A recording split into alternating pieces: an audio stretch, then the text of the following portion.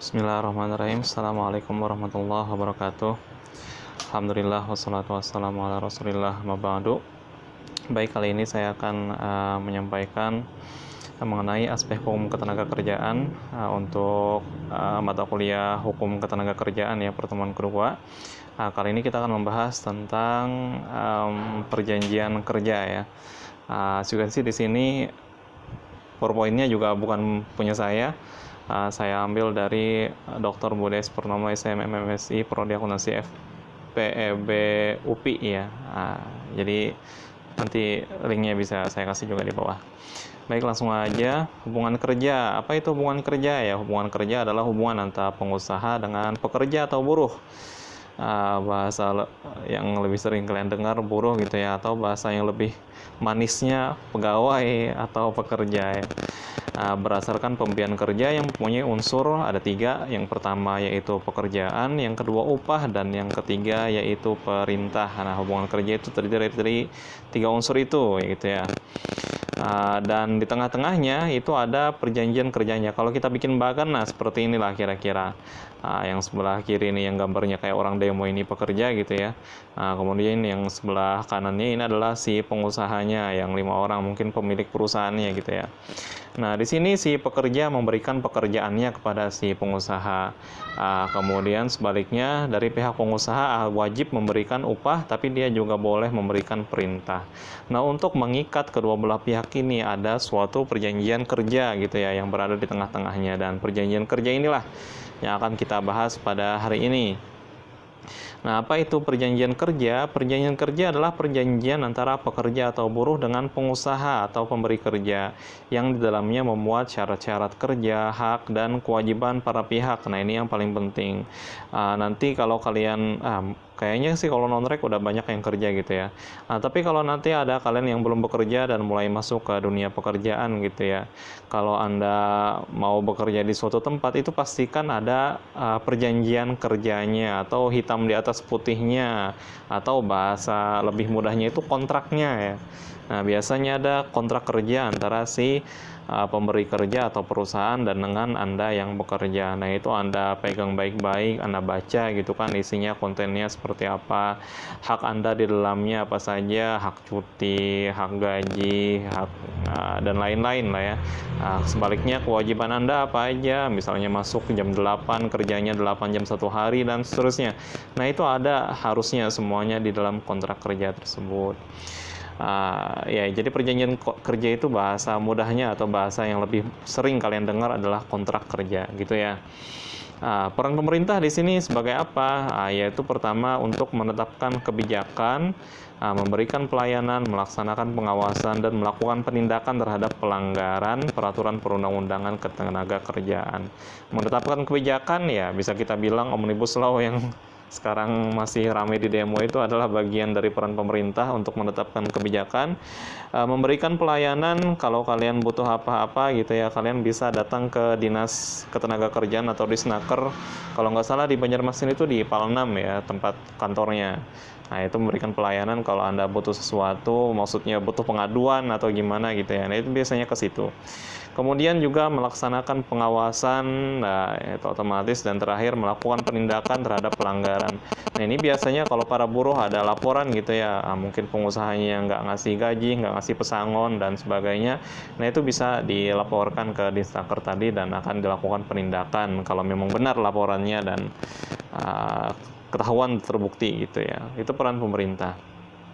Berikutnya peran pekerja atau serikat pekerja. Serikat pekerja yaitu organisasi pekerjanya, organisasi buruhnya gitu ya. Nah, itu biasanya setiap perusahaan ada organisasinya masing-masing untuk para pekerjanya. Ya minimal kalau perempuan ada dharma wanitanya lah yang kayak gitu kan. Istri-istri pekerjanya itu biasanya ada arisan dharma wanita dan yang seperti itulah. Apa kewajibannya atau perannya menjalankan pekerjaan sesuai dengan kewajibannya masing-masing. Otomatis ya menjaga ketertiban demi kelangsungan produksi, yang juga otomatis menyalurkan aspirasi secara demokratis. Nah, itu ke serikatnya berarti ya, bukan ke pekerjanya. Kemudian mengembangkan keterampilan dan keahliannya, ikut memajukan perusahaan dan memperjuangkan kesejahteraan anggota beserta keluarganya. Ya, itu karena ada serikat pekerjanya seperti itu ya. Yang bawah-bawah itu kebanyakan peran serikatnya. Kemudian berikutnya untuk peran pengusaha maupun organisasi pengusaha. Oh, pengusaha juga ada organisasi? Oh ya, ada lah ya. Kalau di Banjar yang lumayan terkenal itu HIPMI atau himpunan wirausahaan muda gitu ya, lupa saya singkatannya, pokoknya HIPMI lah, HIPMI. Nah, itu biasanya organisasi para pengusaha nggak harus besar-besar ya, UMKM itu juga termasuk pengusaha. Apa saja perannya ya, menciptakan kemitraan, mengembangkan usahanya, memperluas lapangan kerja. Kalau dia punya usaha kan otomatis dia akan membuka lapangan pekerjaan bagi orang lain. Ya, serta memberikan kesejahteraan bagi pekerja atau buruh secara terbuka, demokratis, dan berkeadilan yang sesuai dengan pekerjaannya masing-masing lah. Nah, kembali lagi ke perjanjian kerja. Di sini ditambahin B bersama gitu ya, yang pada intinya juga sama, tetap kontrak kerja adalah perjanjian yang merupakan hasil perundingan antara serikat pekerja atau serikat buruh atau beberapa serikat pekerja buruh yang tercatat pada instansi yang bertanggung jawab di bidang ketenagakerjaan dengan pengusaha atau beberapa pengusaha. Jadi ini lebih luas gitu ya dibandingkan perjanjian kerja individual antara si pekerja dengan si perusahaan. Melainkan jadi ada serikat gitu kan ya, dan serikat ini yang kemudian merumuskan perjanjian secara kolektif gitu ya antara mereka dengan pengusahanya. Pengusaha juga bisa kolektif juga, jadi nggak satu pengusaha tertentu tapi kepada pengusaha seluruhnya dalam satu bidang tertentu gitu bisa ya. Yang isinya ya syarat-syarat kerja sama ya, hak dan kewajiban kedua belah pihak. Jadi kontennya sama, cuma bedanya di sini kolektif aja. Perjanjian kerja bersama ini paling sedikit memuat apa saja. Yang pertama, hak dan kewajiban pengusaha.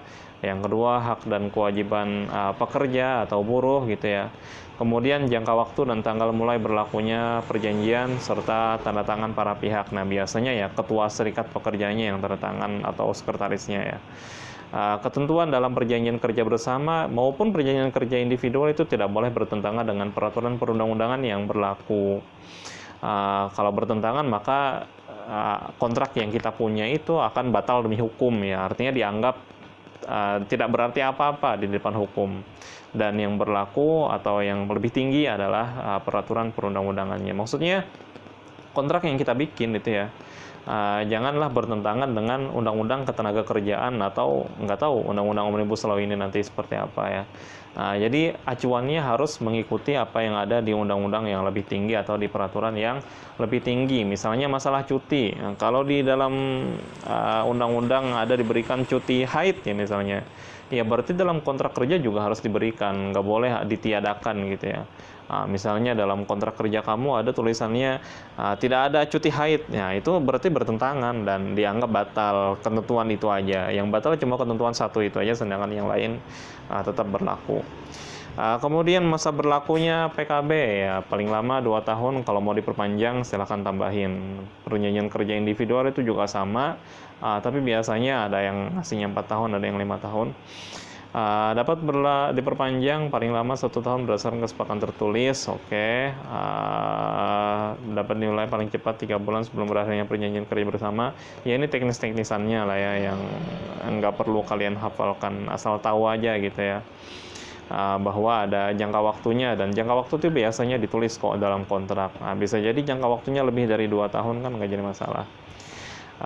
Perjanjian kerja bersama berlaku pada hari penandatanganan kecuali ditentukan lain.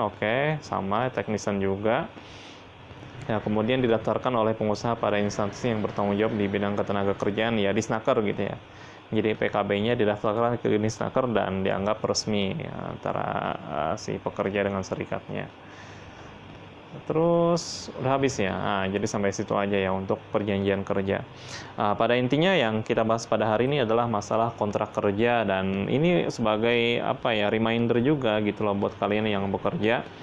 Yang sampai bekerja itu nggak ada kontraknya ya, kecuali cuma jaga warung atau jaga toko, mungkin nggak ada mungkin ya. Tapi kalau kita bekerja di perusahaan yang formal gitu ya, yang memang SDM-nya sudah teratur sedemikian rupa, itu kontrak kerja pasti ada, pasti. Kalian kerja sebagai outsourcing pun juga ada nanti perjanjian kerjanya. Ya, kecuali tadi kalian bekerjanya di sektor yang tidak terlalu formal gitu ya, yang kecil-kecilan, UMKM, cuma untuk jagain tokonya aja atau jagain gerobak Taitinya aja, ya itu bisa jadi nggak ada kontrak kerjanya. Tapi bukan berarti ada itu jadi nggak bagus ya, ya justru lebih bagus kalau ada gitu kan, kalau ada kontrak kerjanya itu malah lebih bagus dan ada hitam di atas putihnya dan perlindungan hukum bagi Anda yang bekerja maupun bagi pengusaha yang memberikan pekerjaan kepada Anda itu akan lebih lebih terjamin lah, lebih terlindungi. Jadi tolonglah ya ini diperhatikan. Kalaupun Anda sekarang saat ini posisinya nggak ada perjanjian kerjanya, boleh Anda yang inisiasi. Nah, mungkin gitu aja sih yang bisa saya sampaikan. Untuk selanjutnya bisa aja didiskusikan. Salah hilap mohon maaf. Billahi taufiq wal hidayah. Wassalamualaikum warahmatullahi wabarakatuh.